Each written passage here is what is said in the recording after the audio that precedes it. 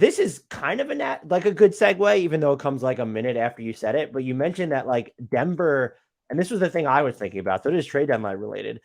But you mentioned Denver not being able to trade a first round pick in 2029, and they can't guarantee a first round pick at all.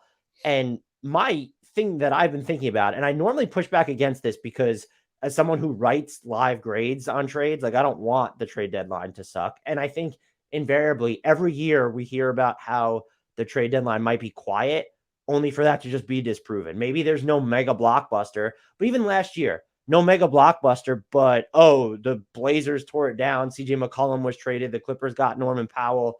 So this year, though, specifically, is the trade deadline going to suck? And the two things that I think we look at, yes, you already mentioned it. There's the dearth of sellers because there's there's 20 teams that can talk to at least that can talk themselves into playing for now or at least standing pat.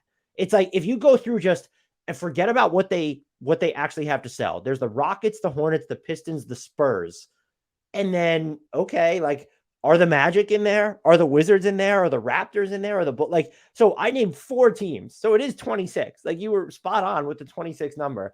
Beyond that, though, you have would-be buyers that can't really trade first-round picks at all. Like, let's say the Nuggets, or they can only trade distant first-round picks, which, by the way, we've talked about this, and that's something I've given a lot of thought about. Those kind of have not artificial value, but there's a cap on their value. Because if you're trading, let's just use the Lakers as the example here, because that's the team that is, if you're trying to predict which team is most likely to trade a pick after 2025 at this trade deadline, I think you would say it's the Lakers. So you have that 27 and 2029 pick, those picks. The team that's acquiring them, that front office, is making that trade knowing they're probably not going to be the front office that is using that pick, whether it's actually drafting a player or moving it in a trade. It is different, and we saw this with Utah, where, yeah, maybe Danny Ainge probably has all the job stability in the world, but Utah gets those distant firsts from Cleveland and Minnesota, in addition to all this other immediate stuff, including imminent picks, actual players, a potential all-star starter, by the way, in Larry Markkinen. Total different discussion there. So when that is the premier asset coming in, I think that inherently diminishes the appeal of your package. And now the other thing that I don't know that we're talking enough about, there are so many teams that maybe they would consider making a trade, or maybe teams own their picks, but these picks are protected for eternity, to where they can't, the team that has already sent them out, let's use Charlotte as an example, or actually let's use the Wizards, because they feel like a team that would be most likely to fancy themselves buyers when they shouldn't be.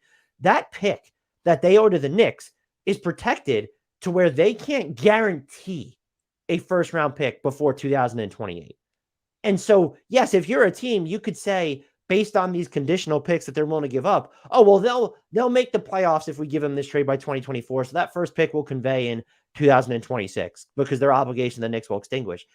Yeah, okay. But like, can you really bet on that? And so there are a lot of teams in that situation. Detroit, like, they're not a team that wants to trade a first round pick, but they're definitely going to hold up the market. Like, if the Knicks want to move that pick, there's a chance that pick from Detroit never, ever conveys.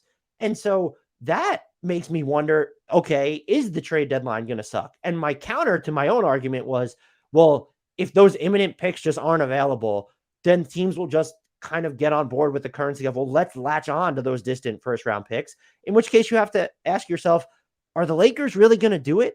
Are the Bucks going to give up their 2029 first? Are the Clippers even going to give up their 2028 first? We've assumed for so long, like, hey, yeah, they'll do it. It's the Clippers. Steve Ballmer doesn't give a fuck. And I kind of still default to that, maybe, but the Clippers are 28th in offense, and we're more than halfway through the season. We don't know what Kawhi and Paul George, whether they're going to play on a night-to-night basis. I think it's okay to be high on the Clippers' highest end outcome, but it does seem increasingly unlikely that they're not built to reach it. And so it's just, I'm wondering, and I'm going to say no, but I'm throwing it to you. I'm not going to believe that the trade deadline is going to suck. But also, we're hearing the same names over and over again, more than we normally, like when Jalen McDaniels is getting his own blurb in Shams Charania articles, you know that it's like, oh shit. And so is the 2023 NBA trade deadline, Grant Hughes, going to suck?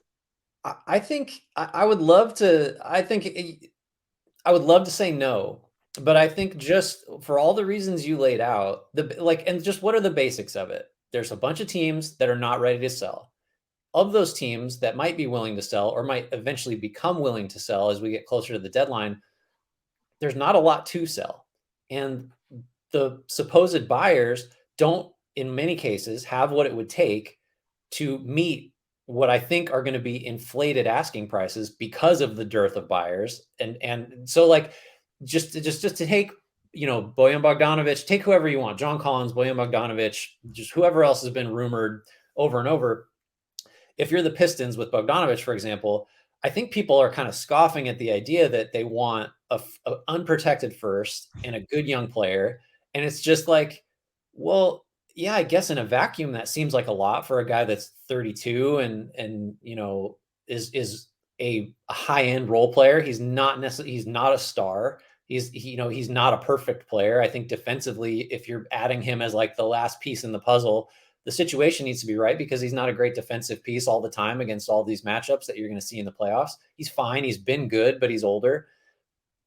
But in these circumstances, of course you should ask for a first and say no protections and give me a young player because like what does Detroit are the Pistons going to come and say, well, no, I mean, we or is some other team going to come in and say we'll do better than I just like the market is what it is.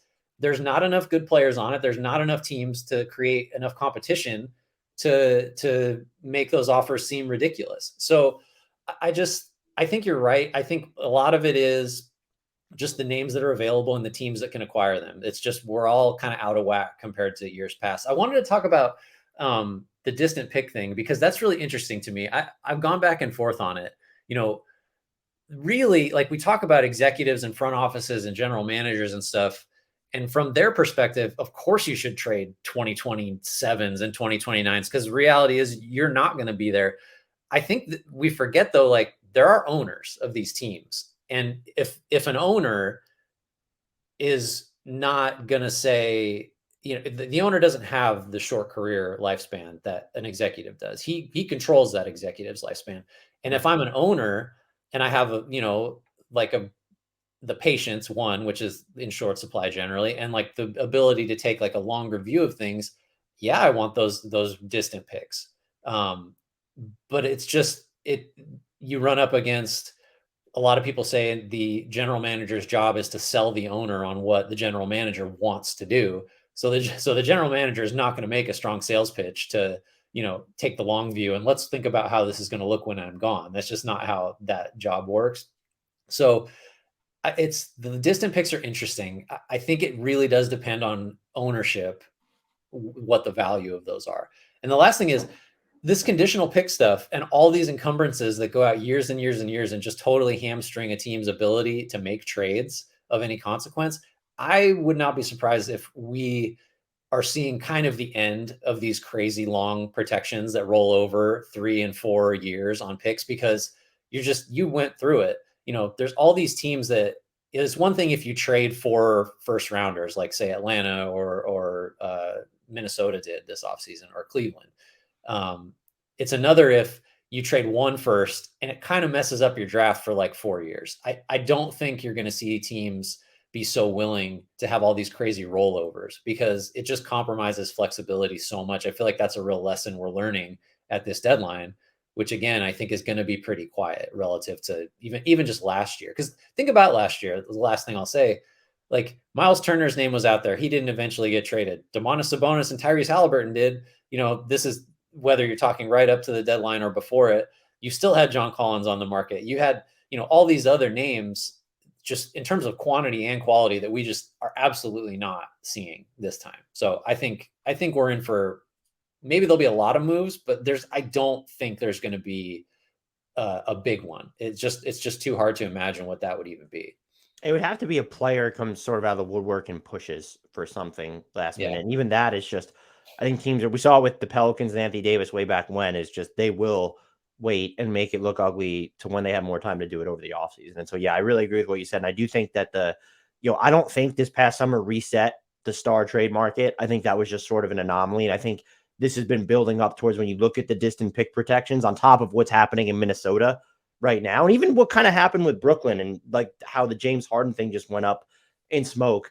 Teams are going to be a little bit more judicious in what they're doing with their picks moving forward. But I'm hoping against hope that I'm wrong, but I do think that the lack of first round equity out there, coupled with the hamstringiness of what teams have done to encumber themselves by allowing these picks to be protected for so long, is going to slow down at least the top end of the trade market leading into the deadline. Yeah.